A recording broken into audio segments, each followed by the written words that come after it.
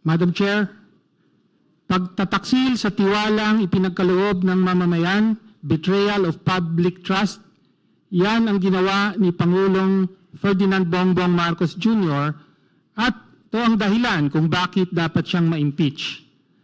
Nakapaloob sa impeachment complaint na aming inendorso ang buong katotohanan na magtatahi at magbibigay linaw kung bakit sa ilalim ni Pangulong Ferdinand Bongbong Marcos Jr. nangyari ang pinakamalaganap, sistematiko at sentralisadong paglimas ng pondo sa kaban ng bayan sa kasaysayan ng Republika mula nang mapatalsik ang diktador na si Ferdinand Marcos Sr. noong 1986 na naitala sa Guinness Book of World Records dahil sa ill-gotten wealth, following in the footsteps, like father, like son. Sa unang 3 taon ng Administrasyong Marcos Jr., daan-daang bilyon ang pondong sangkot sa flood control corruption scandal. Nangyari ito hindi dahil sa kanya-kanyang diskarte ng ilang mga tiwaling opisyal ng DPWH, mga ganid na kontraktor at ilang korap na senador at kongresista o ng mga nasa ibaba, paligid at katabi ng Pangulo habang siya'y walang kamuwang-muwang at namulat na lamang sa katotohanan nitong SONA 2025 na may corruption pala sa gobyerno niya. Nangyari ito dahil pinahintulutan ni Pangulong Marcos Jr. na maging opisyal na patakaran ang pagpaparte ng DPWH budget sa mga opisyal ng Malacanang, Senado at Kongreso, yung tinatawag na allocables at non-allocables, para pagkakitaan ng mga kickback na tinatawag na ngayong commitment o advance.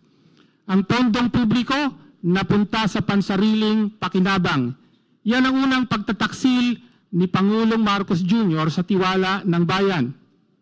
Hindi pa nabusog sa pondo ng DPWH, kaya nangyari sa ilalim ni Pangulong Marcos ang walang kapantay sa kasaysayan na paglobo ng unprogrammed appropriations. Ayon sa batas, tanging ang Pangulo ang may kapangyarihang mag-approve sa paggamit at pag-release ng pondo mula sa unprogrammed appropriations.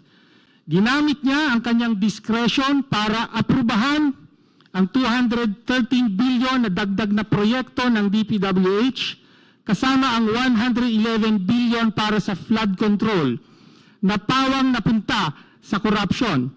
Mas masahol pa, pinahintulutan niya at hindi pinigilan ang pagkuha ng 90 billion na pondo ng PhilHealth para gamitin sa infrastructure, bagay na tahasang labag sa sin tax law at dineklarang iligal mismo ng Korte Suprema. Pondo para sa kalusugan, dinala sa kurakot.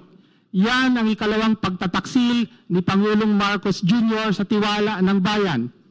Ngunit, hindi lang command responsibility o sin of omission ang kasalanan ng Pangulo. Direktang nag-utos siya ng hindi bababa sa 100 billion na insertion sa 2025 budget at tumanggap ng hindi bababa sa 8 billion na kickback. Saan ginamit ang pera? May bahaging napunta sa personal, ngunit ang kalakhan ginamit para sa eleksyon. Ito ang sekreto sa likod ng pagbaha ng pera sa panahon ng eleksyon. Pera ng taong bayan, ginawang kickback mula sa kontraktor, pinambili ng boto para manalo at umulit ang siklo. Ganyan mismo ang ginawa ng Pangulo. Ito ang pinakadirekta at masahol na pagtataksil ni Pangulong Marcos Jr. sa tiwala ng bayan.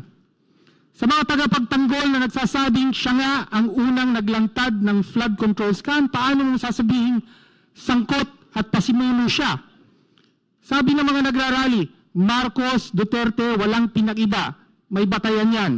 Si Duterte may tokhang na kumitil sa libong buhay at may peking gera kontra droga na tumarget sa ilang drug lord. Yung pala, pangunahing protektor si Duterte ng sarili niyang mga drug lord habang pumusturang numero 1 kalaban ng droga. Si Pangulong Marcos naman, tinokhang ang bilyones na pondo ng taong bayan at naglunsad ng peking gera kontra korupsyon. kung saan siya ang bida, habang dinidiinan ang ilang korap, ngunit pinoprotektahan ang sarili at ang pinakamalapit niyang mga nandambong. Sufficient in form and substance ang complaint na aming inendorso. Wala tayong nakikitang dahilan para ibasura ng komiting ito sa napakaagang yugto at hindi pa abutin sa hearing.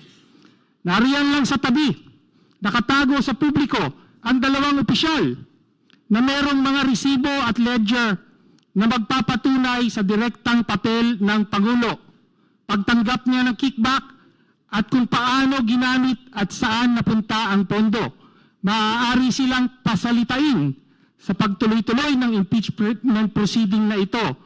Tinutukoy ko sina former Executive Secretary Lucas Bersamin at Undersecretary Adrian Bersamin.